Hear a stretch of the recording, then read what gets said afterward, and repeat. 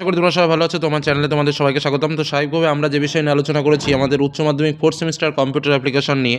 তো আমরা উচ্চ মাধ্যমিক ফোর্থ সেমিস্টার কম্পিউটার অ্যাপ্লিকেশন বইয়ের দিকে যদি লক্ষ্য করি, আমরা মোট বইয়ে কিন্তু আমরা 3টে অংশ পাবো।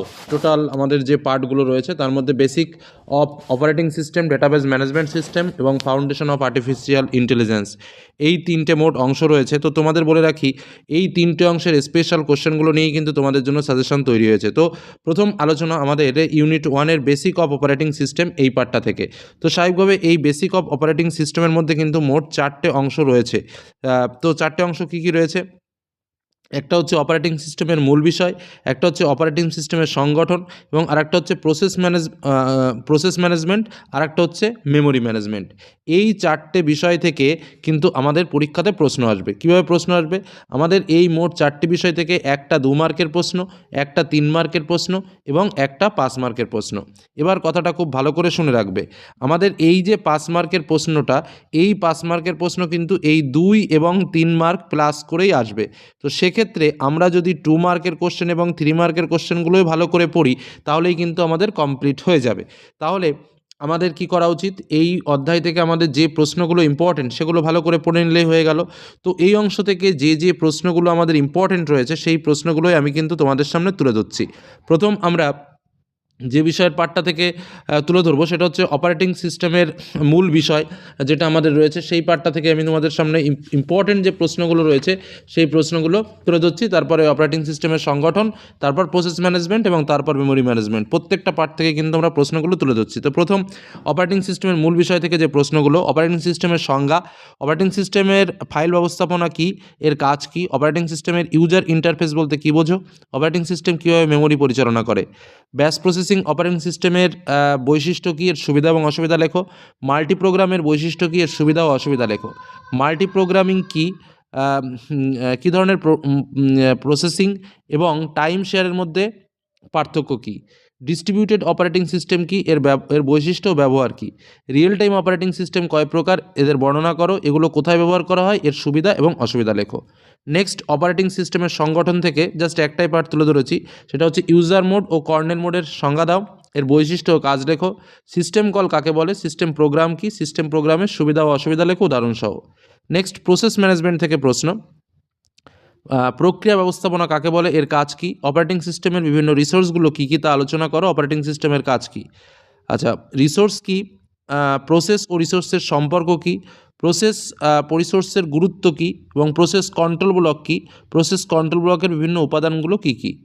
নেক্সট, পিসিবি এর সুবিধা ও অসুবিধাগুলো লেখো, শিডিউলিং কী, কয় প্রকার ও কী কী, নন এমটিভ শিডিউলিং এবং প্রিএমটিভ শিডিউলিং এর সংজ্ঞা ও সুবিধা ও অসুবিধা লেখো। ডেডলক বলতে কী বোঝো, ডেডলক ঘটার শর্তগুলো কী কী, এবং আরেকটা কোশ্চেন, এফসিএফএস শিডিউলিং এর বৈশিষ্ট্য, সুবিধা ও অসুবিধা লেখো। নেক্সট আমাদের পার্ট যেটা রয়েছে সেটা হচ্ছে মেমোরি ম্যানেজমেন্ট। মেমোরি ম্যানেজমেন্ট থেকে প্রশ্নগুলো কী কী: মেমোরি ম্যানেজমেন্টের গুরুত্ব ও কাজ লেখো, ফিজিক্যাল অ্যাড্রেস স্পেস বলতে কী বোঝো, এর বৈশিষ্ট্য, সুবিধা ও অসুবিধাগুলো লেখো। লজিক্যাল অ্যাড্রেস স্পেস কী, এর বৈশিষ্ট্য, সুবিধা, অসুবিধা লেখো। স্থির বিভাজন বলতে কী বোঝো, এর বৈশিষ্ট্য, সুবিধা ও অসুবিধা লেখো। ভেরিয়েবল বা ডায়নামিক পার্টিশনিং বলতে কী বোঝো, এর সুবিধা ও অসুবিধা ও বৈশিষ্ট্য লেখো। পেজিং কাকে বলে, পেজিংয়ের সুবিধা ও অসুবিধাগুলো লেখো। সেগমেন্টেশন কী, সেগমেন্টেশনের দুটি সুবিধা ও অসুবিধা লেখো।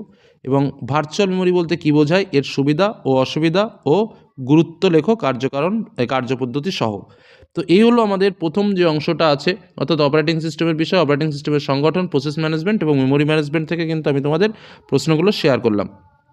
এই প্রশ্ন কটাই যদি তোমরা ভালো করে প্র্যাকটিস করতে পারো, তোমরা কিন্তু এখান থেকে মোট 10 মার্কস কমন পেয়ে যাবে।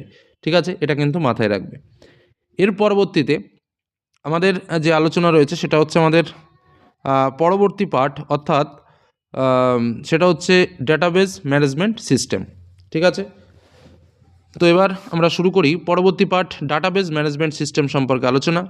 ডাটাবেস ম্যানেজমেন্টের আমাদের দুটো পার্ট রয়েছে, একটা হচ্ছে ডাটাবেস ম্যানেজমেন্ট সিস্টেম এবং আরেকটা হচ্ছে স্ট্রাকচার্ড কোয়ারি ল্যাঙ্গুয়েজ। তো একই রকমভাবে আমাদের ফার্স্ট পার্টটার মতো এখান থেকেও কিন্তু আমাদের 2 মার্কের একটা প্রশ্ন আসবে, 3 মার্কের একটা প্রশ্ন আসবে এবং 5 মার্কের আমাদের দুটো প্রশ্ন আসবে। অর্থাৎ এই পার্টটা কিন্তু আমাদের 15 মার্ক কিন্তু আমাদের এই পার্টটাতে রয়েছে। তো 5 মার্কের প্রশ্ন ঠিক ফার্স্ট পার্টে যেমন আমাদের 2+3 আকারে পরীক্ষায় আসার সম্ভাবনা ছিল, এখানেও কিন্তু আমাদের ইউনিট 2তেও কিন্তু 5 মার্কের প্রশ্ন 2+3 আকারে আসার সম্ভাবনা রয়েছে। তো কী কী প্রশ্নগুলো আমাদের ইম্পর্টেন্ট রয়েছে, আমি দুটো পার্ট অর্থাৎ ডেটাবেস ম্যানেজমেন্ট সিস্টেম আর একটা হচ্ছে স্ট্রাকচার্ড কোয়ারি ল্যাঙ্গুয়েজ, দুটো পার্ট থেকে এই প্রশ্নগুলো তোমাদের সামনে শেয়ার করছি। প্রথমে ডেটাবেস ম্যানেজমেন্ট সিস্টেম থেকে প্রশ্নগুলো শেয়ার করি। প্রথম প্রশ্ন, ডেটাবেস কি? ডেটাবেস ম্যানেজমেন্ট সিস্টেমের দুটি সুবিধা ও দুটো অসুবিধা লেখো। ডেটাবেস ম্যানেজমেন্ট সিস্টেমের ত্রুটিগুলো কী কী? ডেটাবেস ম্যানেজমেন্ট সিস্টেমের 3টি স্তরের নাম লেখো এবং প্রেজেন্টেশন বা উপস্থাপনা স্তর সম্পর্কে আলোচনা করো। ডেটাবেস আর্কিটেকচারের বিভিন্ন লেয়ার বা স্তরের নামগুলো কী কী? ডেটাবেজে উপস্থাপন বা প্রেজেন্টেশনের স্তরের কাজ কী, বা ডেটাবেজে ডেটা ম্যানেজমেন্টের স্তরের কাজ কী? ডেটা ইন্ডিপেন্ডেন্স বা ডেটাবেস স্কিমা এবং লজিক্যাল ডেটা ইন্ডিপেন্ডেন্স এবং ফিজিক্যাল ডেটা ইন্ডিপেন্ডেন্স এর সংজ্ঞা দাও। এন্টিটি রিলেশনশিপ মডেল ও হায়ারার্কিক্যাল মডেল এর সংজ্ঞা দাও। ডেটাবেস ইনস্ট্যান্স এবং ডেটাবেস ল্যাঙ্গুয়েজের সংজ্ঞা দাও। তারপরে কিছু ইম্পর্টেন্ট সংজ্ঞা রয়েছে, তার মধ্যে DML, DCL, ER model, entity, attribute. আর primary key, foreign key, super key, candidate key, এই কিগুলো সম্পর্কে এক্সট্রা তথ্য কিন্তু তোমাদের জানতে হবে, কারণ এগুলো আলাদা 2 মার্কস হিসেবে কিন্তু আসতে পারে। আচ্ছা, নেক্সট আমরা চলে আসবো এসকিউএল অর্থাৎ স্ট্রাকচার্ড কোয়ারি ল্যাঙ্গুয়েজ থেকে ইম্পর্টেন্ট প্রশ্ন। ডাটা ডেফিনেশন ল্যাঙ্গুয়েজ এবং ডাটা ম্যানিপুলেশন ল্যাঙ্গুয়েজের সংজ্ঞা এবং এগুলো 4টি করে কমান্ডের নাম জেনে রাখবে। এসকিউএল ডেটা টাইপ বলতে কী বোঝো? এর যে কোনো 4টি ডেটা টাইপের নাম লেখো। ক্যারেক্টার ডেটা টাইপের উদাহরণ কী? নিউমেরিক ডেটা টাইপ কাকে বলে উদাহরণ দাও। মাই এসকিউএল সফটওয়্যার চালু করার পদ্ধতি কী? এসকিউএলে অপারেটর কত প্রকার ও কী কী? প্রত্যেক প্রকার অপারেটরের সংজ্ঞা ও 2টি করে উদাহরণ দাও। বিভিন্ন লজিক্যাল অপারেটরের কাজগুলি লেখো, তার মধ্যে অ্যান্ড, অর, ইন, বিটুইন, ইজনাল এগুলো ইম্পর্টেন্ট। কার্যপদ্ধতি অনুযায়ী এসকিউএলকে যে ধরনের কমান্ডগুলো আমরা দেখতে পাই, প্রত্যেক প্রকার কমান্ডের সংজ্ঞা উদাহরণসহ লেখো। দেখো এই জায়গাটার না সাজেশন দেওয়া সম্ভব নয়, কারণ কোনটা কোনটা দেবে তার কোনো গ্যারান্টি নেই। বইয়ে মোটামুটি যেগুলো আছে সেগুলো একটু দেখে যাবে। নেক্সট, নাল মান কাকে বলে? ইনলার্ন অপারেটরের সাহায্যে কীভাবে নাল মান পরীক্ষা করা হয় তা উদাহরণসহ লেখো। এছাড়াও একটা কথা আমি এখানে নোট করে দিয়েছি, যেটা হচ্ছে বিভিন্ন প্রকার প্রোডাক্ট টেবিল থেকে এমসিকিউ এর যে কমান্ডগুলো রয়েছে, সেই কমান্ডগুলো থেকে টেবিল চার্ট কিন্তু দিতে পারে, বা রিলেশন অপারেটরের ব্যবহার করে কীভাবে কাজগুলো করবে সে বিষয়েও কিন্তু টেবিল চার্ট দিতে পারে। তো এগুলো কিন্তু ভালো করে দেখে রাখতে হবে। তো এই হলো আমাদের ইউনিট 2 থেকে ইম্পর্টেন্ট প্রশ্নগুলো তোমাদের সামনে শেয়ার করলাম। এই প্রশ্নগুলো ভালো করে করলে তোমরা কিন্তু এই ইউনিট 2 থেকে তোমরা 2 মার্কের একটা প্রশ্ন, 3 মার্কের একটা প্রশ্ন এবং 5 মার্কের 2টো প্রশ্ন কিন্তু কমন পেয়ে যাবে। বোঝা গেল? এই ইউনিট 2 এর প্রশ্নগুলো ভালো করে প্র্যাকটিস করবে অবশ্যই করে। এবার আমরা চলে আসব আমাদের পরবর্তী যে আলোচনা রয়েছে, সেটা হচ্ছে আমাদের ইউনিট 3 পার্ট, অর্থাৎ আমাদের ইউনিট 3 পার্টে রয়েছে আমাদের ইউনিট 3 পার্ট যেটা রয়েছে সেটাতে আমাদের রয়েছে ফাউন্ডেশন অফ আর্টিফিশিয়াল ইন্টেলিজেন্স। তো এর আগে আমি তোমাদের স্বাভাবিকভাবে দুটো বললাম, ইউনিট 1 এবং ইউনিট 2। তো এবার আমরা 3 নম্বর পার্টের কথা বলি। তো ইউনিট 3তে আমাদের মোট 4টে অংশ রয়েছে। তার মধ্যে কৃত্রিম বুদ্ধিমত্তার প্রতিষ্ঠা, আর্টিফিশিয়াল ইন্টেলিজেন্স এর উপক্ষেত্র এবং প্রযুক্তি কৃত্রিমত্তা বা আর্টিফিশিয়াল ইন্টেলিজেন্সের প্রয়োগ, তারপরে রয়েছে আর্টিফিশিয়াল ইন্টেলিজেন্সের নৈতিক ও সামাজিক বাস্তবায়ন। এই 4টি অংশ কিন্তু রয়েছে। এই অংশ থেকে আমাদের কী কী আসবে? 2 মার্কের একটা প্রশ্ন আসবে, 3 মার্কের একটা প্রশ্ন আসবে এবং 5 মার্কের একটা প্রশ্ন আসবে। ফার্স্ট ইউনিট যেটা রয়েছে সেরকমভাবে। তো 10 মার্ক আমাদের এখানে রয়েছে। তো এখান থেকে কী কী ইম্পর্টেন্ট প্রশ্নগুলো রয়েছে আমরা একটু দেখে নিই। কৃত্রিম বুদ্ধিমত্তা কাকে বলে? প্রথম পার্ট, অর্থাৎ কৃত্রিম বুদ্ধিমত্তা বা আর্টিফিশিয়াল ইন্টেলিজেন্সের প্রতিষ্ঠা, এই পার্টটা থেকে বলছি।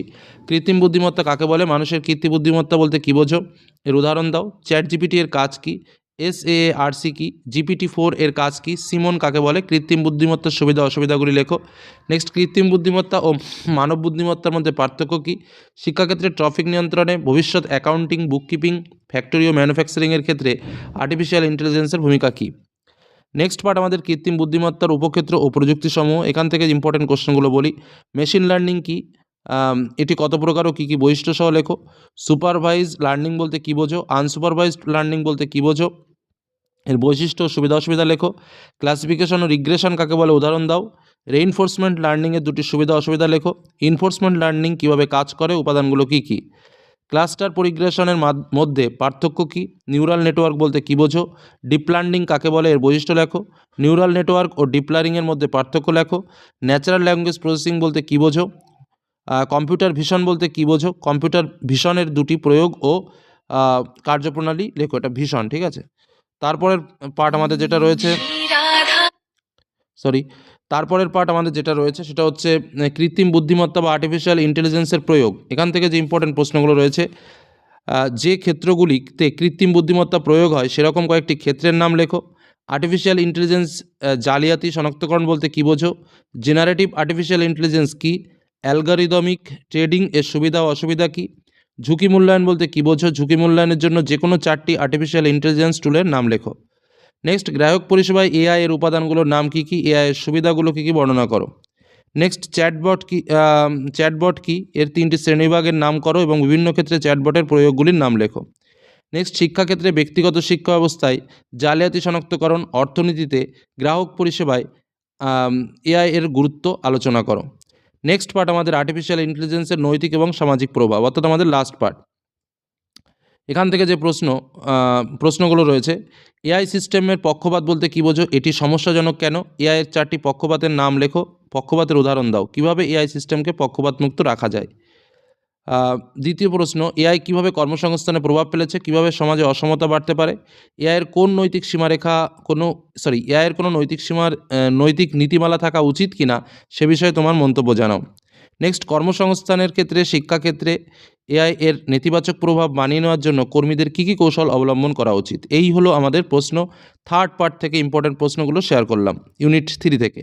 তো আমি তোমাদের জন্য এর আগে যেটা বললাম, অর্থাৎ ইউনিট 2 এর প্রশ্নগুলো ভালো করে প্র্যাকটিস করবে, ইউনিট 1 এর প্রশ্নগুলো ভালো করে প্র্যাকটিস করবে এবং ইউনিট 3, এই 3টে পার্টে আমরা যে প্রশ্নগুলো তোমাদের জন্য স্পেশাল আকারে শেয়ার করেছি, এগুলো যদি কেউ কমপ্লিট করতে পারো তাহলে কিন্তু পরীক্ষায় কম্পিউটার অ্যাপ্লিকেশন নিয়ে আর কোনো সমস্যা থাকার কোনো কথা নয়। এটুকুই তোমাদের বলবো, ভালো করে প্র্যাকটিস করো, ভালো করে প্রশ্নগুলো দেখে যাও। আর ওই সেকেন্ড পার্টে বা সেকেন্ড ইউনিট টেস্টে আমাদের যে পার্টটা রয়েছে সেই পার্টের তোমাদের যে এক্সট্রা কিছু কিগুলো রয়েছে বা কোডগুলো রয়েছে সেগুলো কিন্তু একটু জেনে যেতে হবে। হ্যাঁ, বিভিন্ন অপারেটরগুলোর নাম, এই যে এগুলো যেটা আমি তোমাদের বলেছি, বিভিন্ন ডেটা টাইপগুলোর নাম, সেগুলো কিন্তু জানতে হবে। বিভিন্ন কমান্ডগুলোর নাম, এগুলো সম্পর্কে একটু এক্সট্রা জানতে হবে। এই হলো তোমাদের 4th সেমিস্টার সম্পূর্ণ যে সাজেশন, সেই সাজেশন তুলে ধরলাম। ধন্যবাদ।